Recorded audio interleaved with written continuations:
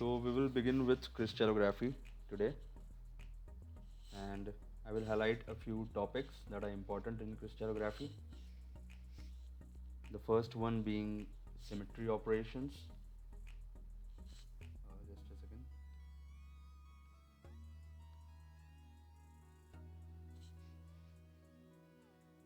Symmetry operations. I will just write down the topics here, important topics. You must know about all the symmetry operations. Then comes external symmetry of crystals, external symmetry,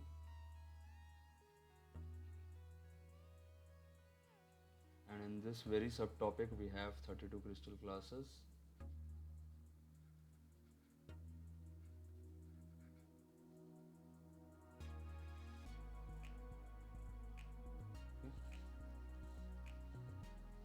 Then the third topic is crystal chemistry. Many a times question come from here as well. Crystal chemistry. It is one of the important topic of crystallography.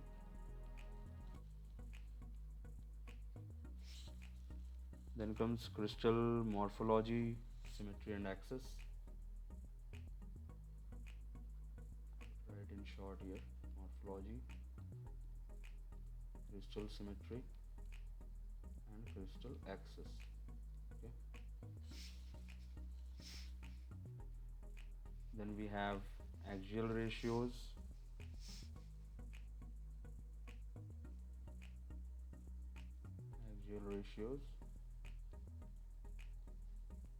Try to note down the important things that I will be mentioning here during the class. Parameters and Miller indices. Parameters, and then we have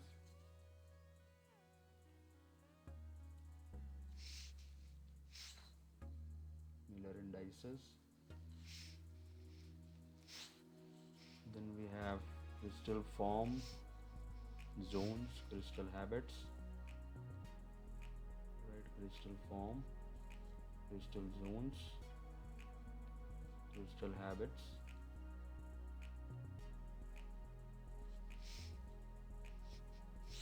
We also have crystallographic calculations. Okay. Though these crystallographic calculations are very less likely in the exams that you are preparing for right now. For example, BHU MSc, CUCT, DU MSc, you can expect like rarely any one question coming from crystallographic calculations. Mostly the questions from crystallographic calculations are supposed to be expected in exams like IIT-JAM, and more than IIT-JAM, these are expected in GATE. Okay. Then we have the last topic from crystallography is stereographic projection of crystal faces. Stereographic projection.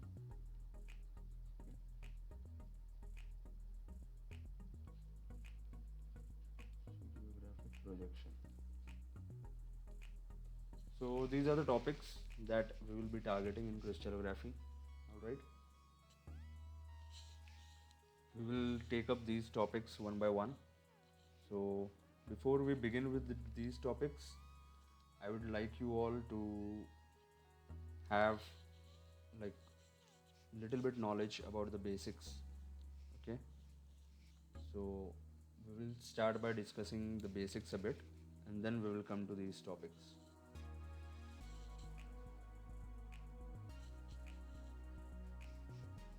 So yeah, we have firstly,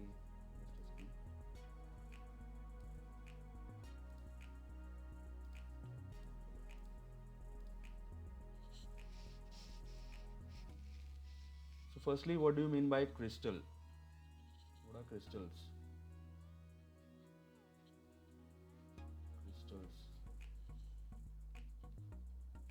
Crystals are basically bodies bounded by surfaces. Okay, usually these are flat surfaces, and these surfaces are arranged in a definite shape which in turn expresses the internal arrangement of atoms. So basically you can say bodies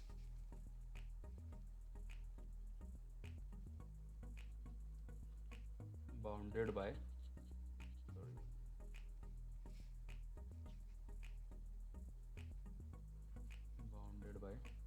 surfaces. So these surfaces are mostly flat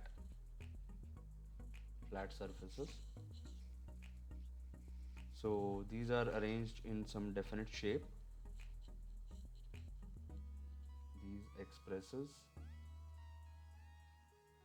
internal arrangement of atoms. All right.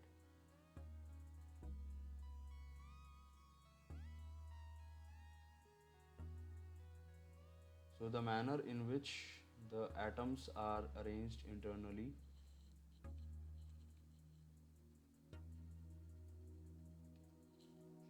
that manner is reflected by a particular crystal.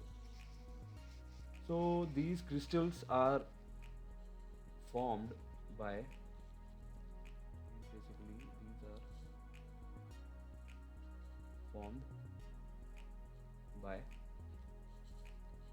solidification of minerals, right? Solidification of minerals. Solidification of minerals. We can say from gaseous or liquid states, okay, or also from solutions. You can have solutions also from solutions, right? Now this solidification of minerals, basically this process is known as crystallization, the complete process, forming of crystals. You must have studied about crystallization, temperature and all. So it's nothing, it's depicting the formation of crystals only, crystallization. Alright, so now we come to crystallography is basically study of crystals. Now we come to characteristics of crystals. What are the certain characteristics?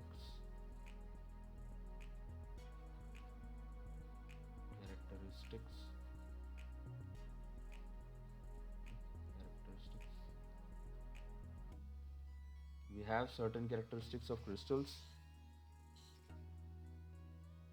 beginning from faces. We have faces, we have forms, we have edges. Okay. There are crystal faces, there are crystal edges, there are crystal forms. We also have solid angle.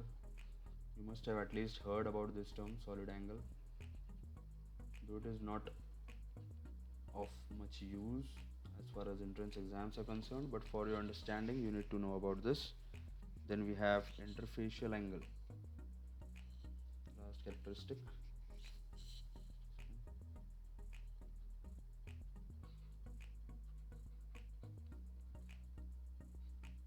Interfacial angle. Just a second, someone is joining. Okay, so these are certain characteristics of crystals. Faces you must be knowing. I will just let you know here. Faces. So these are basically, as you know, crystals are bounded by surfaces. Okay, these are number of surfaces, maybe four phase, 5 phase, so 4 number of surfaces. So these are usually quite flat. These are perfectly flat, these surfaces. Crystals are bounded by these. okay, but these may be curved also. That is why I am mentioning the term usually. So these may be curved also in some specimens. For example, you can see siderite or diamond. You can have a little bit curved faces. Okay, you can have curved. Usually these are flat, but curved ones may include siderite or diamond. Likewise, you may have more examples too. Okay, these two do have curved surfaces. So these surfaces, these bounding surfaces are termed as faces. Okay, so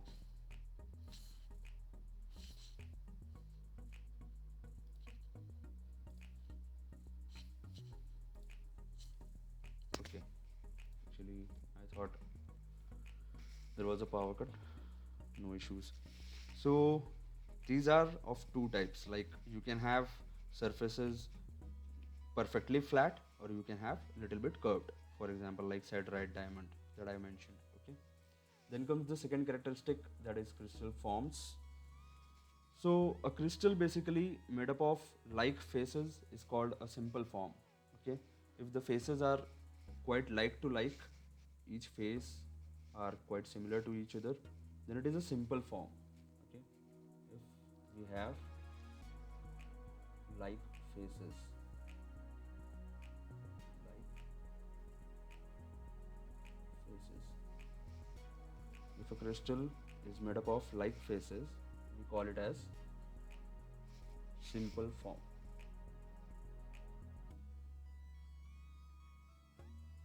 Simple form.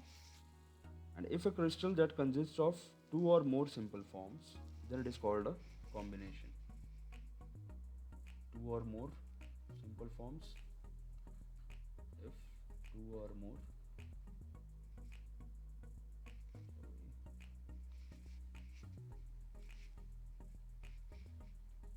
two or more, then it is known as combination form. Or we can just simply write combination. Okay. So then we have edges. So basically an edge, a crystal edge, it is formed by intersection of any adjacent faces, right? If there are two faces and if they intersect with each other, they will have a common edge. So you know about edge, right? Like this is a, for example, like this. If we have, suppose a cube kind of structure, just a dotted line. So now suppose these are two faces. So this particular line in between, this is an edge. Here, if we suppose here we have a face, another face here, okay, then this will also be edge. So any line that is formed from intersection of two adjacent faces, that is known as an edge. Okay, so the position of this edge depends upon the position of faces whose intersection gives rise to it, right? So the position of this edge, it depends on the position of the faces that are intersecting. Okay, then we come to solid angle. So basically this solid angle, it is formed by intersection of three or more faces. When three or more faces are intersected, then we have a solid angle in between them.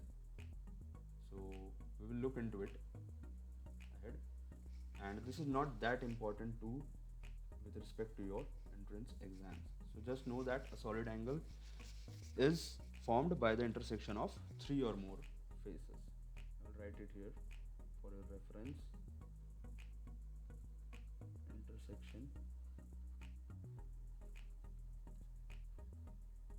of three or more faces.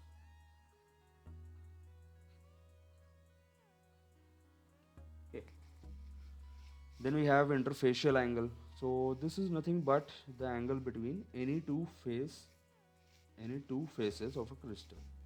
Okay, interfacial angle. This is angle between. I will write between as like this. Angle between any two faces of a crystal.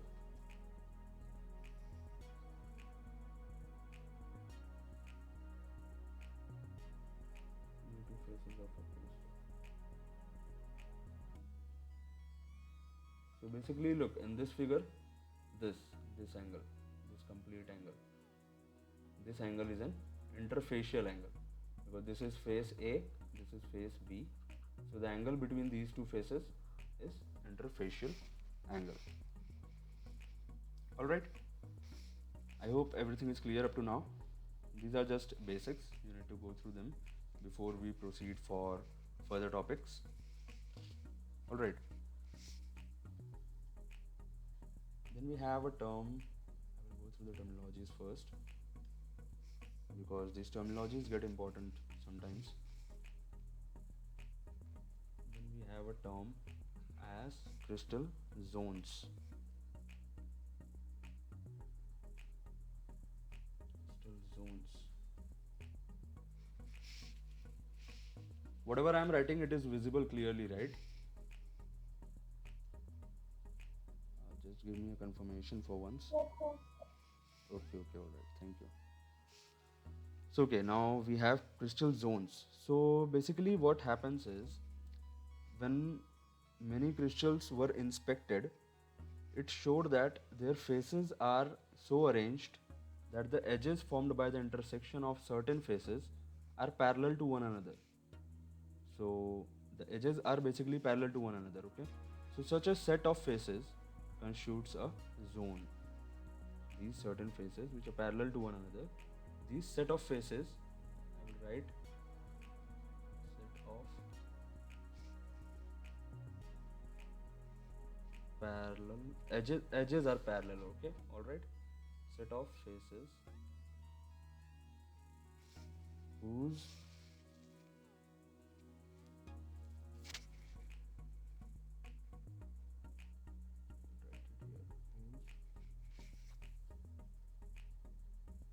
edges are parallel to one another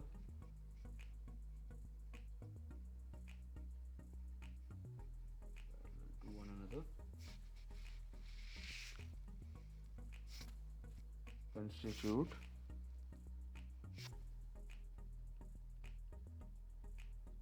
a zone. Constitute a crystal zone. So now basically these edges must be due to the intersection of those faces. Okay. So the line with which the edges are parallel is called zone axis, right? Now these edges are parallel. The line with which they are parallel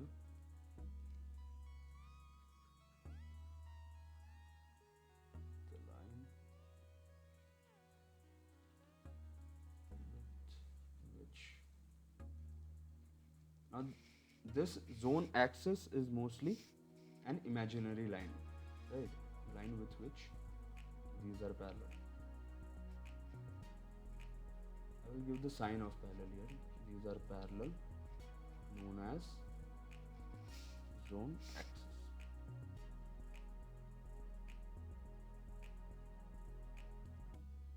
Any doubt in understanding this crystallographic zone? What is a crystal zone? Anyone? I hope you are connecting the dots so far.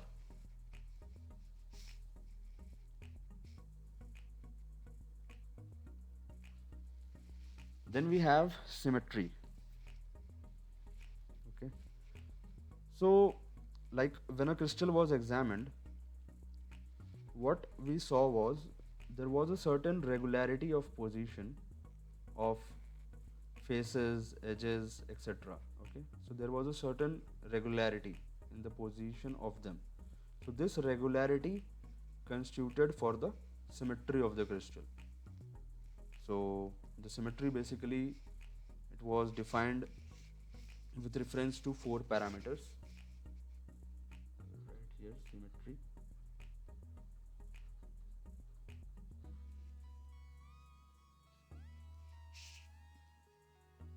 So certain regularity, basically it is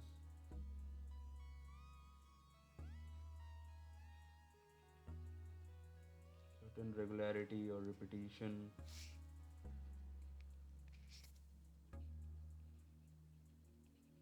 position of like faces, edges, etc. Okay. So this is known as a crystal symmetry. This constitutes for a symmetry of a crystal. So this has basically in reference to this has 4 parameters. Usually these 4 parameters are common. Okay. The first one being plane of symmetry. We can have mirror planes, plane of symmetry. Second one is axis of symmetry. Can anyone tell me what are the other two? Axis of symmetry. What can be the other two? Center of symmetry. Center of symmetry. Yes, right. Center of symmetry.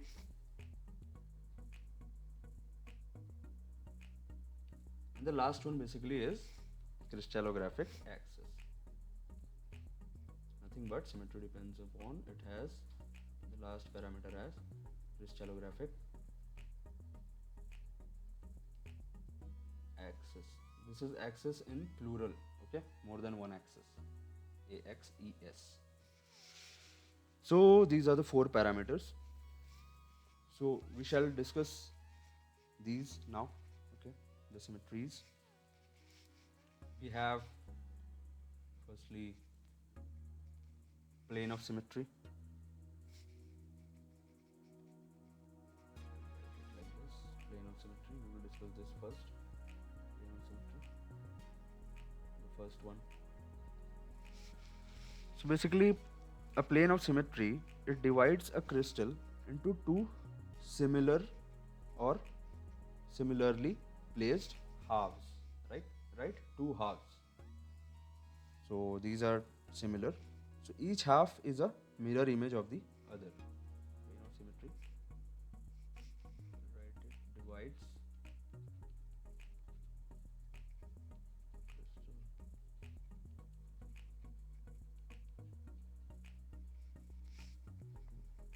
two similar halves.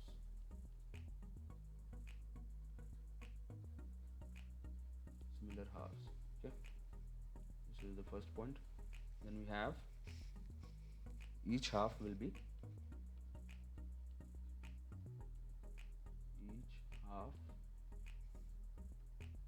is a mirror image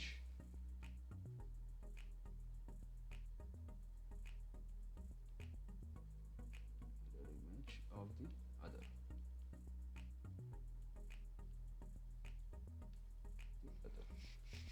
All right. So now I hope you get this plane of symmetry. Is nothing but also known as mirror plane. Mirror plane, and the common notation is M.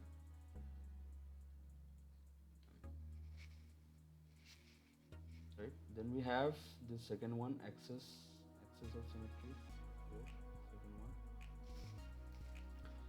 So basically, if a crystal on being rotated, now suppose if you are rotating a crystal, okay, it comes to occupy the same position more than once in a complete turn. Now suppose if you are rotating it in a 360-degree turn.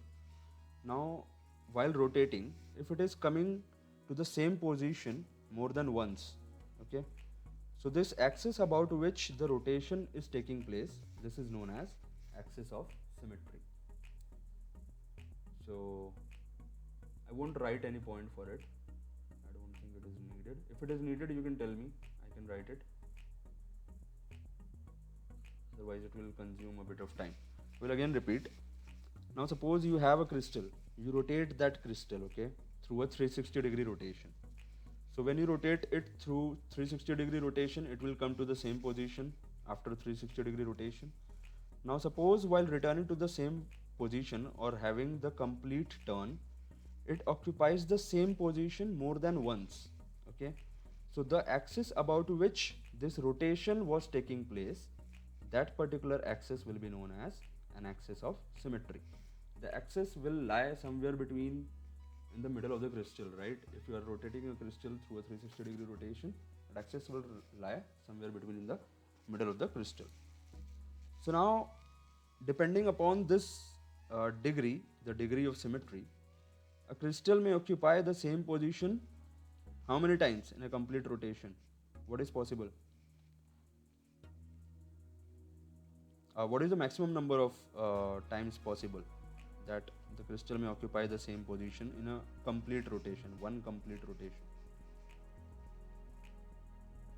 Anyone? Maximum number of times that a crystal may occupy the same position? It is 6, right? 6-fold symmetry, you must have studied. So basically, depending upon the degree of symmetry, a crystal may occupy the same position 2 times, 3 times, 4 times, or 6 times in one complete rotation. Okay, why not 5 times? Why don't we have 5-fold symmetry? Anyone? Why do we not have 5-fold symmetry?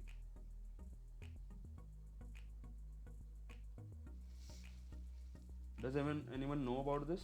Why 5-fold symmetry is not there? Why do we not study any kind of pentagonal symmetry? We have hexagonal, we have tetragonal, we have trigonal, we have cubic.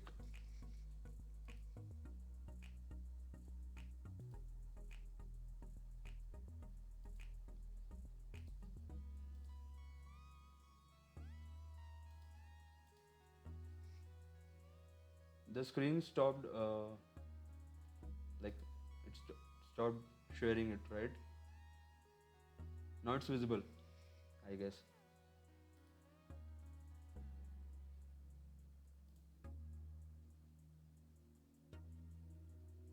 Hello? Hello, sir. Yes, I am audible. Okay.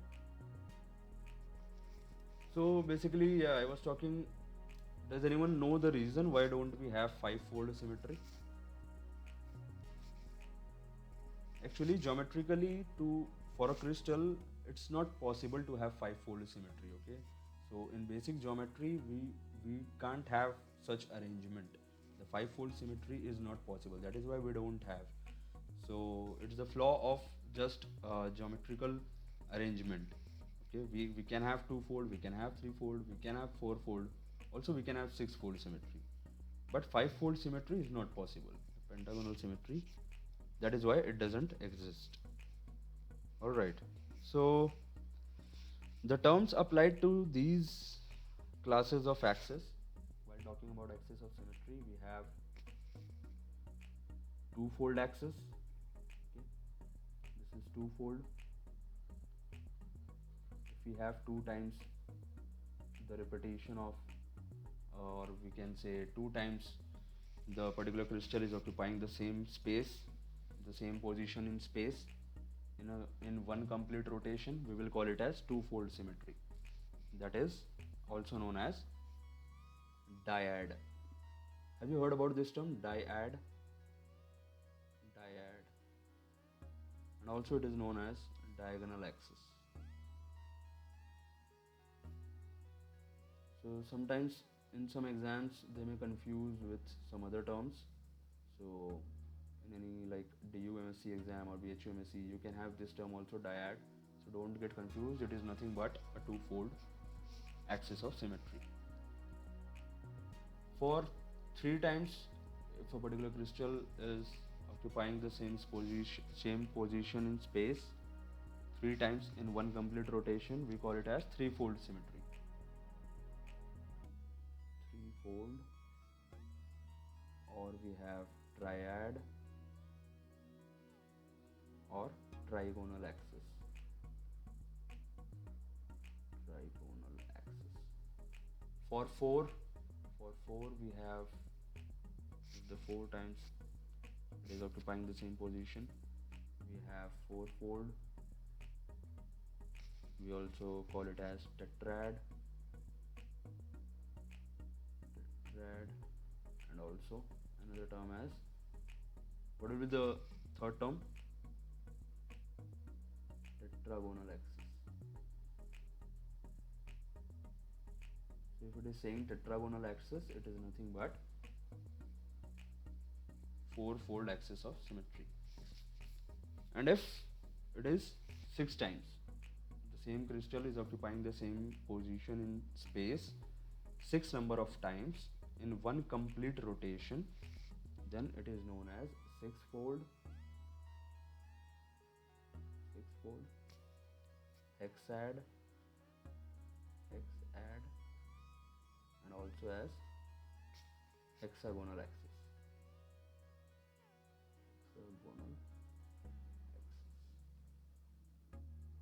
Okay.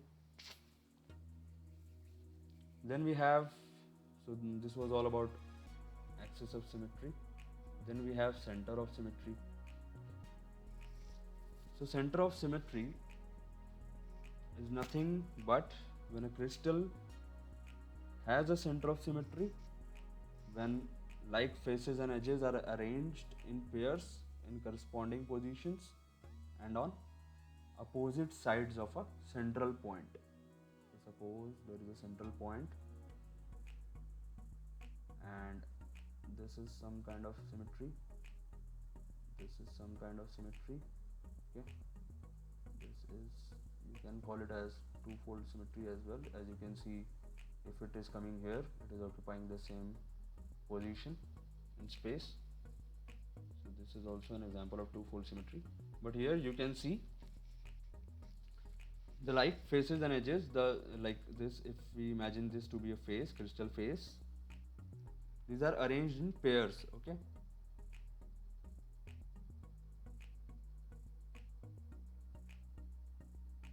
And we have this in opposite side as well. Then what we call it as, this center will be called as center of symmetry. All right. Then we have, mostly the notation goes like bar, like if we have 3 bar, then it is threefold, and there is also a center of symmetry, okay. Then we have the fourth point as crystallographic axis. So whenever we discuss about solid geometry, the position of a plane, we are always talking about space, okay, the spatial position.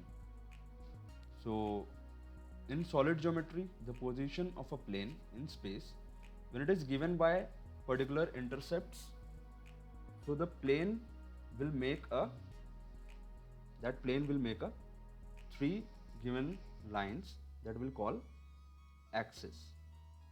All right.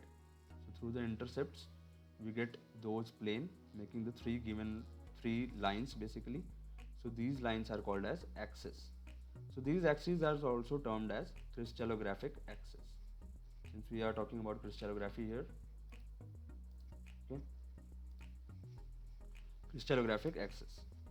So for most crystals, there are 3 axes that are required.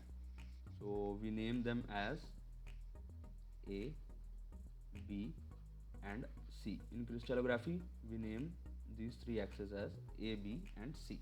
A axis, B axis, C axis. Alright. So here the axial lengths, whatever the length of that axis, if a crystal is having a particular intercept on any particular axis, if you have like this, suppose this one, you have A axis, B axis, C axis. Now suppose a crystal cuts through like this on A axis and like this on C axis. Suppose this is the case. So this is the intercept on A axis 1. Let's say this to be 1 as well and call it to be 3. Okay, so these are units basically, 1 unit on B axis, 3 units on C axis. For example, suppose this. So these axial lengths and the interaxial angles, angle between A axis and B axis, the interaxial angles, these depend upon the crystal system. Alright, so the crystal belonging to each crystal belongs to a particular crystal system. So the interaxial angles and the axial lengths, this depends on the crystal system to which that particular crystal belongs. So we will go through crystal systems as well ahead. You will get more clarity on this. So the 3 crystallographic axes intersect at the origin, as in case of any coordination plane or any coordinate axis. Okay, so this was about all these symmetry and symmetry parameters. Is everything clear up to now? We shall move forward. Yes, sir. All right. Then, talking about axis, we will also talk about symmetry operations as well. But before that, we will talk about crystal classes. What are crystal classes?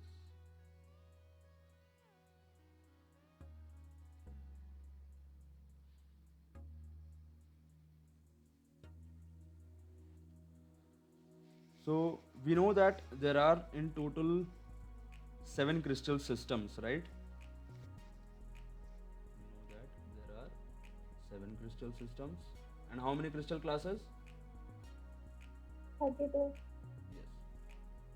7 crystal systems in general and 32 crystal classes. So these numbers are important. These are some fact-based questions that usually occur. Not this question never occurs actually. How many crystal systems and crystal classes, because this is too basic.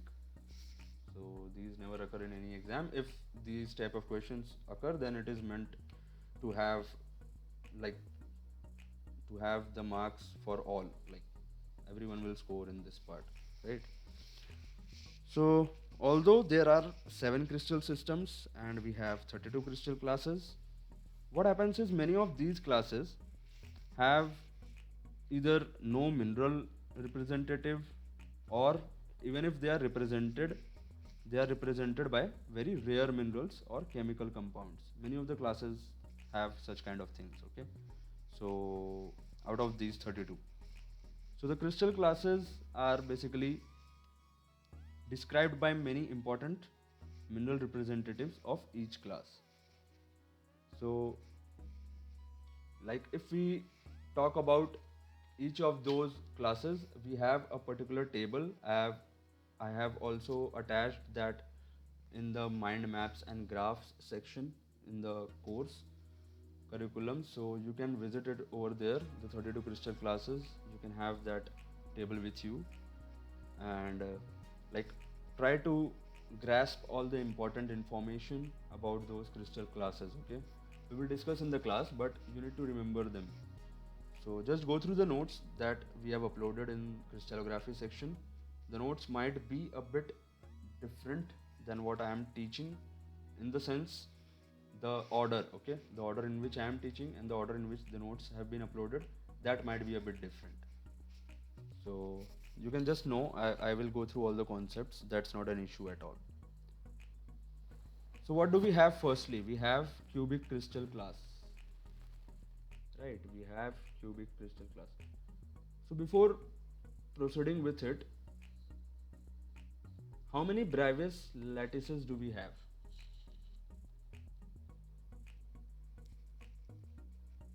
48.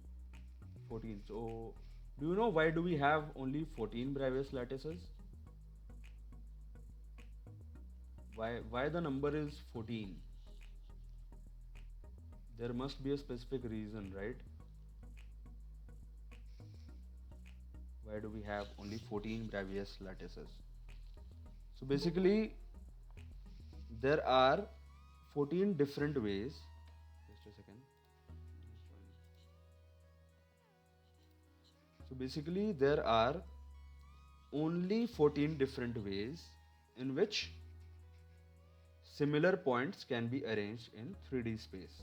If we have some similar points, that is lattice points. So these similar points can be arranged in 3D space only in 14 different ways. Okay. So these 14 different ways are known as 14 Bravais lattices. That is why we have 14 Bravais lattices.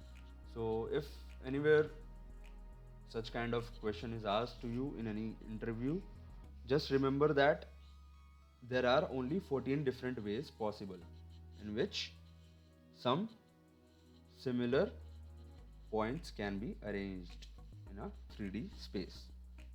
Okay, so this will be like basically the answer to it. So now I will also talk about some points here.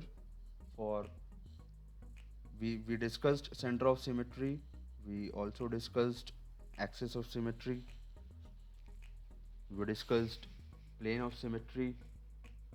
Okay, so here also we, like in axis of symmetry, we discussed 2, 3, 4 or 6-fold symmetry. So basically here the maximum number of axis of symmetry that is possible is 13 in a particular crystal. 13, right? It is found in isometric system. You must be knowing this. In isometric system, what do we have? 6 2-fold axis, 4 3-fold axis, and 3 4-fold axis, right? In isometric system, cubic system, we have 6 2-fold, 4 3-fold, and 3 4-fold axis. So these are total. How many axes of symmetries are there? 13 axes of symmetries are there, right? So this is the maximum number of axes of symmetries that is possible in a particular crystal. Okay, as I already mentioned, this axis of symmetry is an imaginary line. It's not a permanent line. We can it's an imaginary line, like we imagine through which the rotation is possible of a particular crystal. So similarly, how many maximum plane of symmetries that we have? Planes of symmetry? 9. 9, yes, right. So that is again in isometric, right? Maximum number I will write here. Maximum number 9. Maximum 9 mirror planes.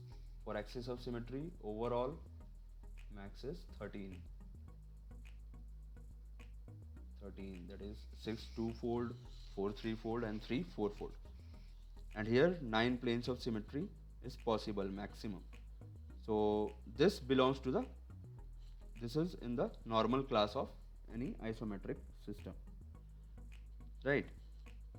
So these mirror planes basically may be diagonal, these may be horizontal, these also may be vertical. In these 9 planes of symmetry in isometric system, we have all these 3 types of planes of symmetry. There are diagonal mirror planes, there are horizontal mirror planes, and also vertical mirror planes. Alright. Then these symmetry elements that we have discussed here, these symmetry elements, these have some particular relationship, okay, with the internal atomic structure of the crystals. That's what I was trying to talk about here. The symmetry elements that we talked about right now, we'll write it here.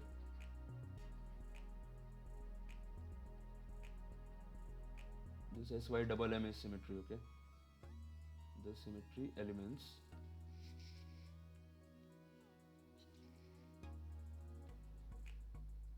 have particular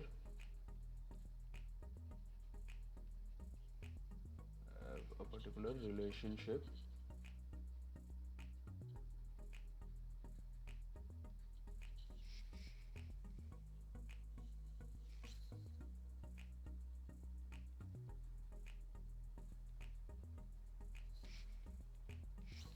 with the internal atomic structure of the crystals. Okay.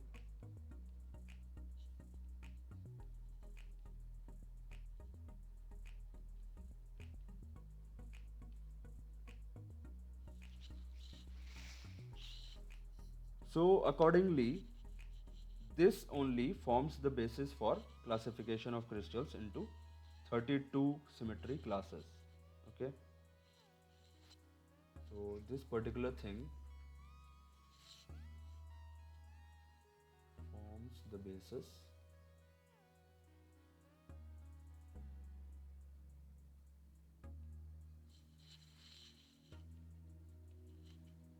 for classification of crystals.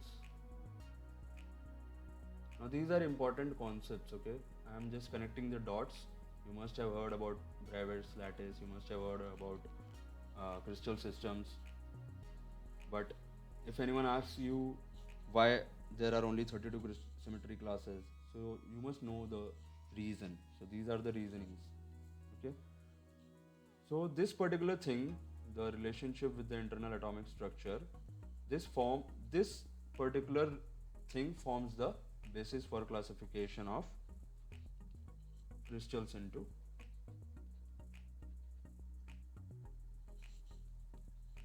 32 symmetry classes. You can also call it as crystal classes. Okay, just a second. Dihedral angle. Okay, we'll come to it. No issues. We'll come to dihedral angle. First, we will discuss all the basics. Then we'll come to it. If you have any question where you have doubt, if you have any question that has asked anything about dihedral angle or the question includes this, then you can text me or text in the group, okay, over Telegram or WhatsApp. I will tell you the solution, but we'll come to this topic, the dihedral angle, in successive classes. So do not worry for that. Okay. So this forms the basis for classification of crystals into 32 symmetry classes. Now it is quite significant, right, that the normal classes of all systems will show maximum number of symmetry elements. That is why these are named as normal classes, like normal class for isometric system. It shows 9 planes of symmetry, it shows 13 axes of symmetry. So the normal classes of all the systems basically will show maximum number of symmetry elements. But what about other classes? The other classes consisting of like hemihedral, hemimorphic, tetrahedral, I will come to this, in enantiomorphic forms. These will show minimum number of symmetry elements in comparison to the normal class. So normal class consists of holohedral forms. So what do you mean by holohedral?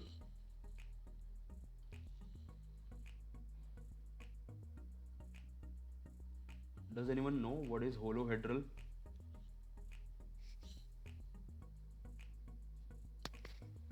Anyone?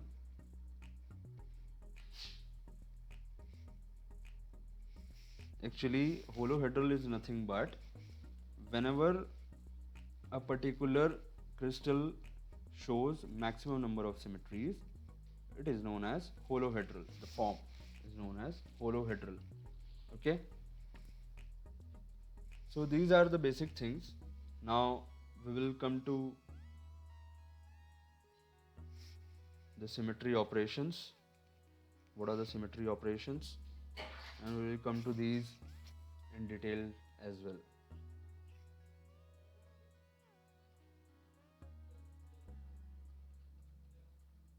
Symmetry operations. I will come to those holohedral. Actually, this will be discussed in crystallographic forms. So we'll come to this topic, crystallographic forms. Symmetry operations. So basically, in one 360-degree rotation, the crystal has repeated itself or looks identical 4 times. Okay.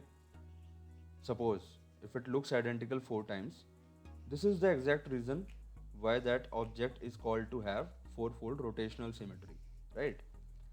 So we have how many type of symmetry operations do we have in total? 3 types. Now operations is basically how can we get symmetries. We have 3 types of symmetry operations, namely rotation, reflection and inversion. First one is rotation.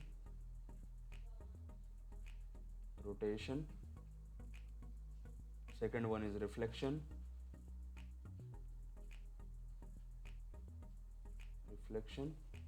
And then the third one is inversion.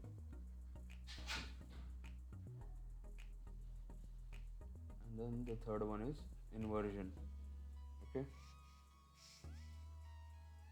So these are the 3 types of symmetry operations that we have. Now we'll talk about these operations one by one. Okay, rotation, reflection and inversion. Let's talk about rotation first. Rotational symmetry.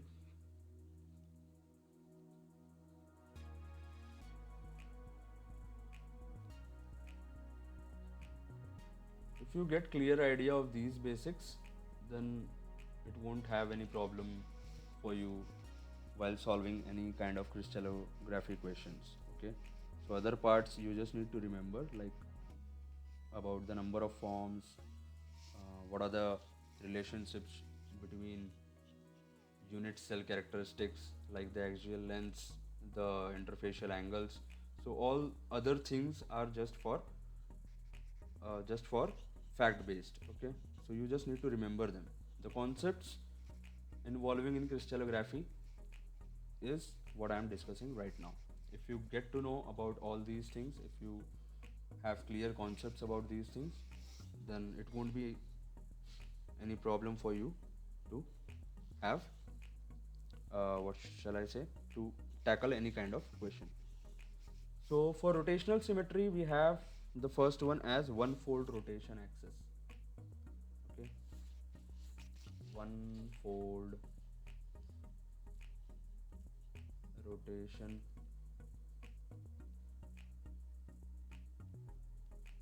axis. One-fold rotation axis. So this is basically rotation of a full 360 degree to get its original appearance. Okay, rotation of a full 360 degree. First point is 360 degree rotation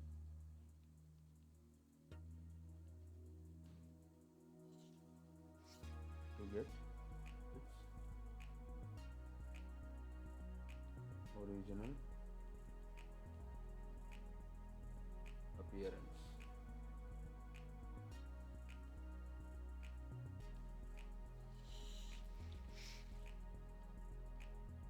So is this called as a rotational symmetry? Actually, we don't call it as a rotational symmetry. Okay, because it repeats itself one time every 360 degree. Thus it has one fold axis of rotational symmetry, but this is like we don't use it in general terms. Okay, one fold rotation axis. Then comes the second one, two-fold rotation axis. Two-fold. Okay. Now suppose if an object appears identical after a rotation of 180 degree.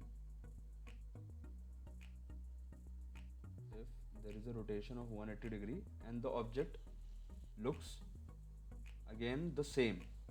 Okay, the original appearance has again appeared only after a rotation of 180 degree, then it is basically twice in 360 degree rotation, right? Therefore, it is said to have a two-fold rotation axis. 180 degree rotation, we'll do it like this to get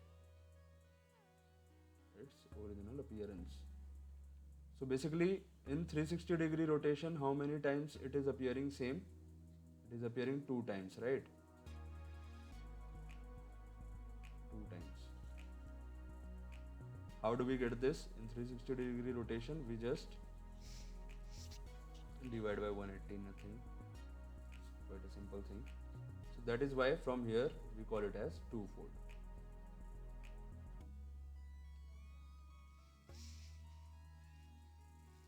So these axes are basically imaginary lines, okay? So these are perpendicular to the page, you can imagine.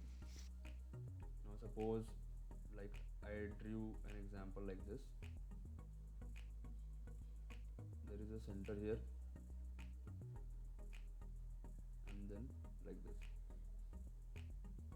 So after 180 degree it will be looking same, right? In this example. So now suppose here the symbol we give it as I lens like this. Wait. Like this, lens shaped. Okay. So I lens shaped, you can imagine. Like this. So something of this sort is the sign of two-fold axis.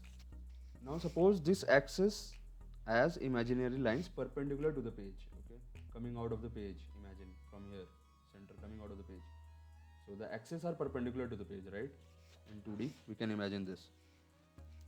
So this filled oval shape, this filled I lens shaped, represents the point where the two-fold axis rotation intersects the page.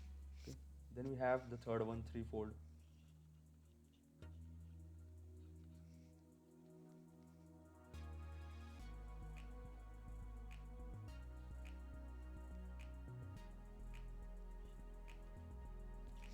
Then we have threefold rotation axis. So when an object repeats itself on a rotation of 120 degree, it has a threefold axis of rotational symmetry. So here it is 120 degree.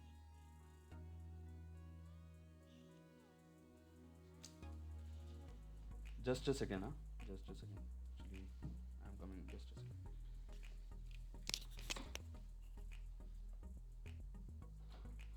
Hall में ले जाके वो भी नहीं कर देनी यार, हम लेक्चर रिकॉर्ड भी कर